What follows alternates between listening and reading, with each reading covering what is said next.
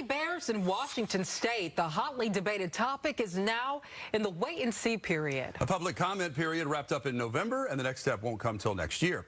Fox 13's Matthew Smith has been reporting on the efforts to return grizzlies to the Cascades. And recently he had the chance to talk with the biologist that helped move dozens of grizzlies into Montana's Cabinet Mountains. We're looking at a grizzly bear leaving what's known as a culvert trap.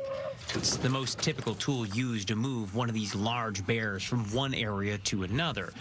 It's also a situation that's played out repeatedly in Montana's Cabinet Mountains, an area that at one point saw its bear population dwindle into the single digits. I think the cabinets represent an example of how it can occur. Recently, I caught up with Wayne Castworm at Woodland Park Zoo. Here, you can see a grizzly bear in the living Northwest area. But the hope for Castworm and others is that one day bears like this will be in the wild. We would be looking at young bears in order to make the move. Bears that are, number one, maybe more adaptable to a new landscape, but also bears with their reproductive life ahead of them, because these bears are going to be the basis for jump-starting a population. Castworm and colleagues did something similar in northwest Montana. Today, there's a population of grizzlies there in the mid-30s.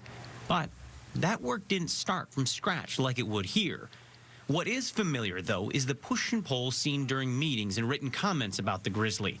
Comments that have pitted people within our state against one another. We already have this oversaturation of predators. From those on the east side, where numerous farm organizations have come out against the reintroduction to grizzlies, to tribes.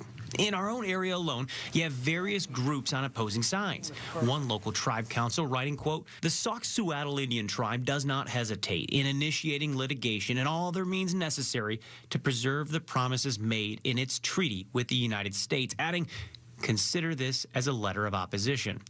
Meanwhile, the Upper Skagit tribe praised reintroduction plans, writing, quote, "We respect the grizzly bear's right to coexist, just as it did with our ancestors for thousands of years before contact with the first Europeans to enter our homeland." Not that, the public is 100% supportive, but in the early days of this, we had a lot of concern from the public, and it was expressed in a variety of means, but those have diminished quite a bit. While no two spots are the same in terms of sentiment or ecology, Castworm tells me his decades-long work in the Cabinet Mountains could serve as a blueprint.